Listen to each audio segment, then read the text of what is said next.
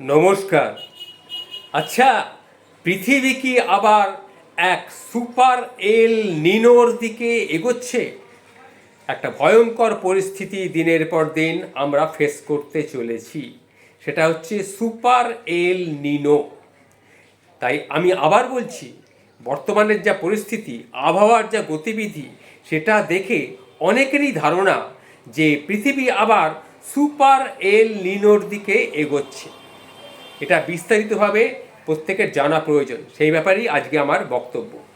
2026 সালের গরমকে অনেক মানুষ প্রথমে শুধুই আর একটা কঠিন গ্রীষ্ম বলেই ভেবেছিলেন। 2026 সালের এই যে গরম, এটা প্রথমে মানুষ অনেকটা কঠিন গ্রীষ্মকাল বলেই ভেবেছিলেন। এপ্রিলের শেষ থেকেই দেশের একাধিক শহরের তাপমাত্রা 40 ডিগ্রির ওপরে উঠতে শুরু করে। দিল্লি, নাগপুর, জয়পুর, ভুবনেশ্বর, পাটনা এর থেকে শুরু করে কলকাতা পর্যন্ত প্রায় প্রতিটি বড় শহরেই দিনের পর দিন অস্বাভাবিক গরম অনুভূত হচ্ছে। কিন্তু আবহাওয়া বিজ্ঞানীরা তখন অন্য এক বিপদের দিকে তাকিয়ে রয়েছেন। কি সেই বিপদ? সেই বিপদ মাটির ওপরে নয়। এই বিপদটা কিন্তু মাটির ওপরে নয়, হাজার হাজার কিলোমিটার দূরে প্রশান্ত মহাসাগরের গভীরে এই বিপদটা উদ্ভূত হয়েছে, এটাই বিজ্ঞানীরা মনে করছেন। সমুদ্র পৃষ্ঠের নিচে ধীরে ধীরে এক বিশাল উষ্ণ জলের ঢেউ তৈরি হচ্ছে, যাকে বিজ্ঞানীরা বলছেন কেলভিন ওয়েভ। কেলভিন ওয়েভ বলেই তাকে চিহ্নিত করেছেন বিজ্ঞানীরা। প্রায় 9000 মাইল দীর্ঘ এই উষ্ণ স্রোতকে ঘিরেই এখন তৈরি হচ্ছে একটা নতুন আশঙ্কা। পৃথিবী কি আবার সত্যি সত্যি সুপার এল নিনোর দিকে এগোচ্ছে? দেখা যাক আবহাওয়াবিদরা কি বলেন।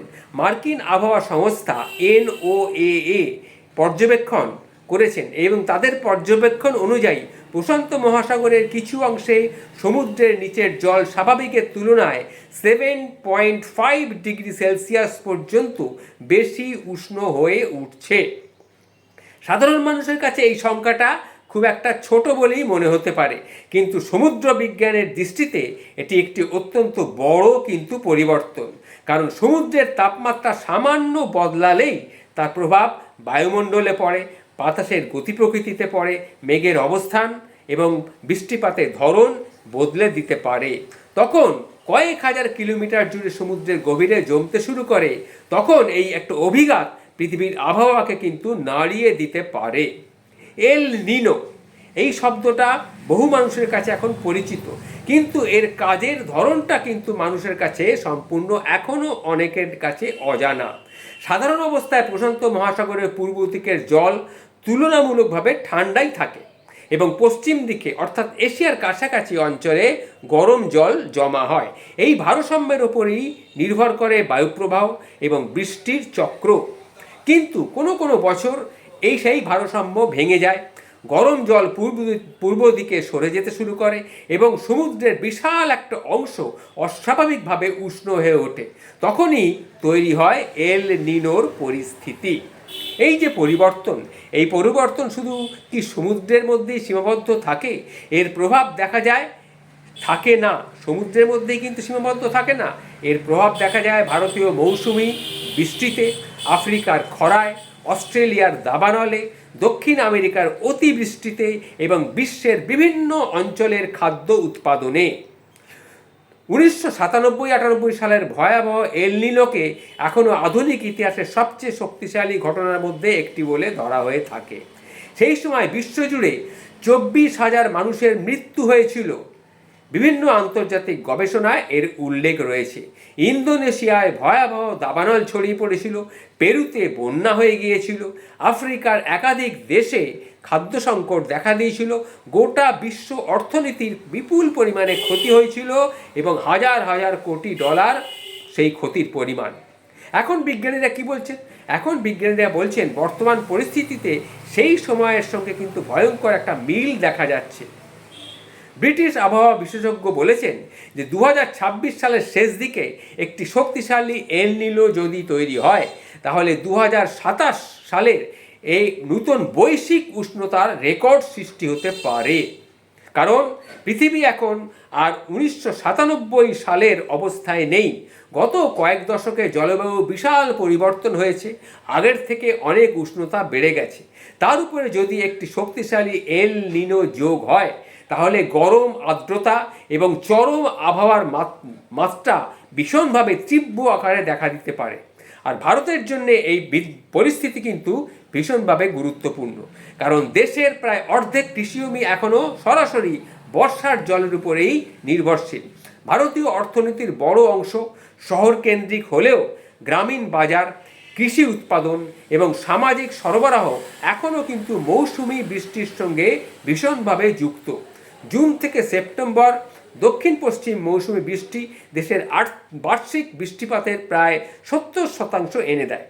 এই বৃষ্টির উপরে নির্ভর করে আমাদের দেশে অর্থাৎ ভারতবর্ষে ধান থেকে শুরু করে ডাল, আখ, তুলা চাষ, ভুট্টা এবং বিভিন্ন খারিফ ফসলের চাষ হয়ে থাকে। সাধারণত এল নিনো বছরে ভারতে বর্ষার আবহাওয়া দুর্বল হয়ে পড়বে। যদি এল নিনো আসে যে বছরে, সেই বছরে ভারতের বর্ষা দুর্বল হয়ে পড়বে। প্রতিটি এল নিনো কিন্তু একই রকম হয় না, কিন্তু ইতিহাস বলছে শক্তিশালী এল নিনোর সঙ্গে কম বৃষ্টির সম্পর্ক বহুবার দেখা গেছে। 2002 সালে ভারতের বড় ধরনের খরার মুখে পড়েছিল। সেই বছর মৌসুমি বৃষ্টি স্বাভাবিকের তুলনায় 19% কম হয়েছিল।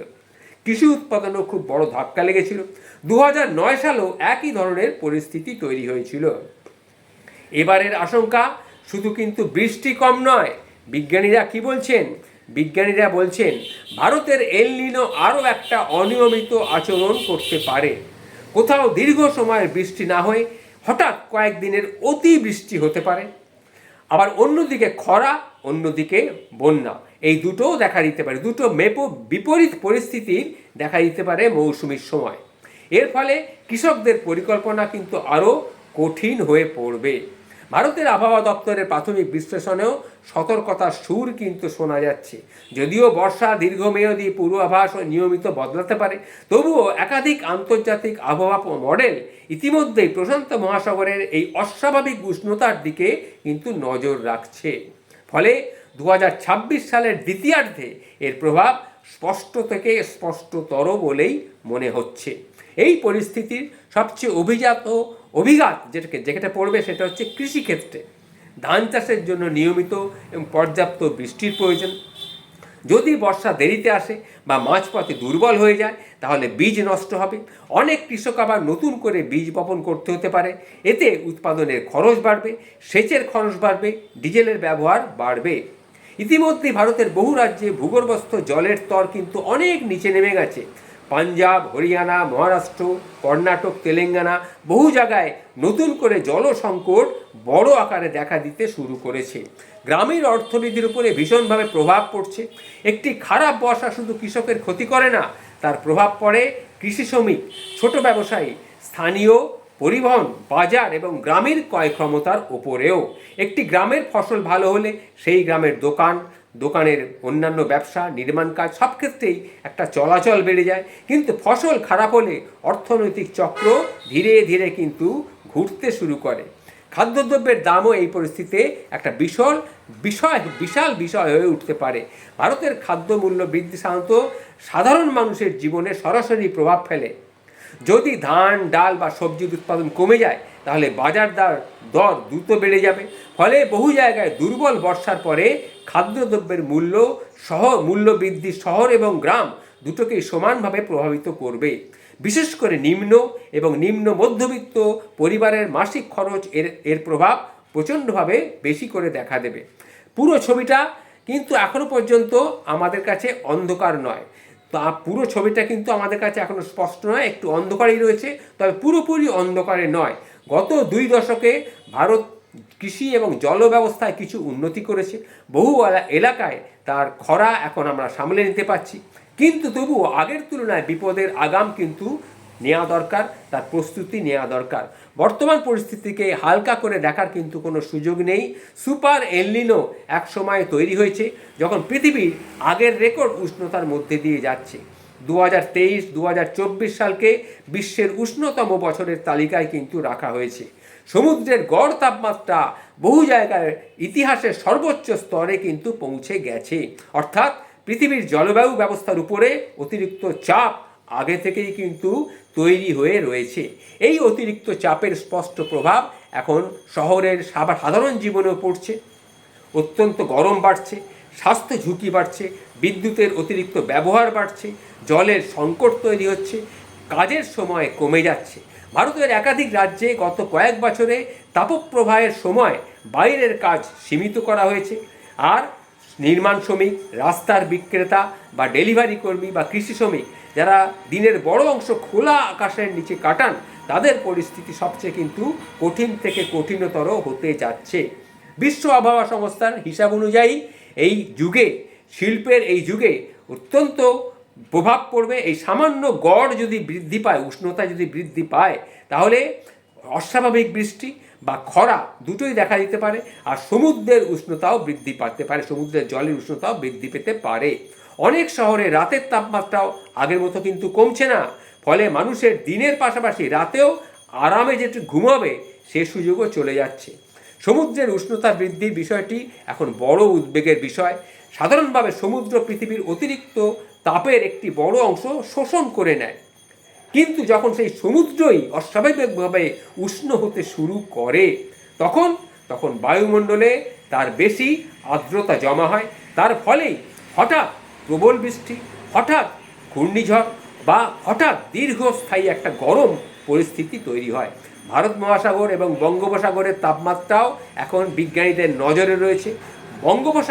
বঙ্গোপসাগর যাতে উষ্ণ হয়ে যায়, তাহলে পূর্ব ভারতের আর্দ্রতা এবং অস্বস্তিকর এই যে পরিবেশ, এটা আরও বাড়বে বলেই সবার ধারণা। তাই বলছি, কলকাতা, হাওড়া, দুর্গাপুর, আসানসোলের মতন কয়েকটা শহরে এই রিয়েল ফিলের তাপমাত্রা প্রকৃত তাপমাত্রার চেয়ে কিন্তু অনেক বেশি অনুভূত হচ্ছে। অর্থাৎ আমরা থার্মোমিটারে দেখছি 38 ডিগ্রি বা 40 ডিগ্রি, কিন্তু শরীরে আমাদের অনুভূতি হচ্ছে 45 ডিগ্রির কাছাকাছি। যদিও শক্তিশালী এল নিনো এইভাবেই তৈরি হয়, তাহলে গরমের চাপ কিন্তু বাড়বে এবং দীর্ঘস্থায়ী বলে মনে করা হচ্ছে। আবহাওয়াবিদদের সেটাই মনে করছেন। শুধু আবহাওয়া নয়, বিদ্যুতের চাহিদার ওপরে এর প্রভাব পড়বে। ভারতে গরম বাড়ার সঙ্গে সঙ্গে শীততাপ নিয়ন্ত্রিত যন্ত্র এবং কুলার পাম্পের ব্যবহার ক্রমশ বাড়বে। তার ফলে আরও বেশি বিদ্যুৎ খরচ বাড়বে এবং তাতে করে গ্রামীণ এবং ছোট শহর অঞ্চলে বিদ্যুৎ বিভ্রাট দেখা দেবে। জীবনযাত্রাকে কিন্তু আরও কঠিন থেকে কঠিনতর করে তুলতে চলেছে। আর তারপরে জলসংকট একটা বড় আকারে ধারণ করতে পারে, এটাও মাথায় রাখতে হবে। কারণ জলাধারে বাঁধ, ভূগর্ভস্থ জলের চাপ ক্রমশ বাড়ছে। ফলে রাজস্থান, মহারাষ্ট্র, কর্ণাটক, তামিলনাড়ু এবং আমাদের পশ্চিমবঙ্গেও, আমাদের ভারতবর্ষের বিভিন্ন জায়গায় খারাপ অবস্থা দেখা দিতে পারে। খারাপ বর্ষা হলে এই পরিস্থিতি কিন্তু আরও তীব্র থেকে তীব্রতর হবে। আবার সেই সঙ্গে খাদ্যদ্রব্যের মূল্যবৃদ্ধি এ তো আছে। তাই বলছি, বর্তমান পরিস্থিতিটা একটা গুরুত্বপূর্ণ দিক। সবাই আমরা ভাবছি অত্যন্ত গরম লাগছে, কিন্তু এই গরম কিন্তু আরও কোন জায়গায় গিয়ে ঠেকবে সেটা কিন্তু এখনই আমরা বুঝে উঠতে পারছি না। কিছু গবেষক আছেন, তারা মনে করছেন জলবায়ুর পরিবর্তন কারণে ভবিষ্যতের এল নিনো ঘটনাগুলি আরও অনিয়মিত এবং শক্তিশালী আকার কিন্তু ধারণ করতেই পারে। পৃথিবীর সমুদ্র ইতিমধ্যে আগের তুলনায় বেশি উষ্ণ হয়ে পড়ছে, এটা কিন্তু আমি আগেই বলেছি। 2023-2024 সালের যে উষ্ণতা, সেটা রেকর্ড, এবং সেই রেকর্ডকে এবার ভেঙে ফেলতে পারে। আরও সেই গরম বা উষ্ণতা বেড়ে যেতে পারে। ভারতের ক্ষেত্রেও কিন্তু এই কথাটা ভীষণভাবে প্রযোজ্য, কারণ দেশ জুড়ে জল সংরক্ষণ, আধুনিক সেচ ব্যবস্থা, খরা সহনশীল বীজ, স্থানীয় আবহাওয়া সতর্কতা, কৃষকদের আগাম তথ্য, এগুলো পৌঁছে দেওয়া অত্যন্ত গুরুত্বপূর্ণ হয়ে পড়েছে। বহু রাজ্যে ইতিমধ্যেই জলসংকট দেখা দিতে শুরু করেছে। তাই বলছি, বৃষ্টির জল সংরক্ষণ করাটাও অত্যন্তভাবে প্রয়োজন। কারণ এল নিনো শুধুমাত্র একটি আবহাওয়ার ঘটনা নয়, এটি এমন একটি পরিবর্তন যার প্রভাব একই সঙ্গে রান্নাঘরের থেকে শুরু করে বাজার, কৃষকের জমি, শহরের বিদ্যুৎ, গ্রামের কাজ, গরমের রাত, জলের লাইন, মানুষের দৈনন্দিন জীবনে ভীষণভাবে অনুভূত হতে পারে। আর এই কারণেই প্রশান্ত মহাসাগরের হাজার হাজার কিলোমিটার দূরের উষ্ণ জল এখন ভারতের সাধারণ মানুষের জীবনেও কিন্তু আলোচনার বিষয়বস্তু হয়ে উঠতে চলেছে। এই যে কথাগুলি বললাম, বর্তমান এই যে গ্রীষ্মকালীন পরিস্থিতি চলছে, আমরা বাইরের তাপমাত্রা থার্মোমিটারে দেখছি 40, 42, 38 এগুলো দেখছি, কিন্তু আসলে কিন্তু তা নয়। আমাদের শারীরিক যে তাপমাত্রা যেটা গ্রহণ করছে সেটা হচ্ছে 45 থেকে 50-এর মধ্যে। এটা যে আরও বাড়তে পারে সেই বিষয়েই সতর্কবার্তা। সুতরাং প্রত্যেকটা মানুষকে এই ব্যাপারে সজাগ থাকতে অনুরোধ করা হচ্ছে। এটা বিজ্ঞানীরা, আমার কথা নয়, বিজ্ঞানীদের কথা। আমি এগুলো নিয়ে একটু পড়াশোনা করেছি বলে জানতে পেরেছি, সবাইকে সতর্ক করার চেষ্টা করলাম। নমস্কার, ভালো থাকবেন।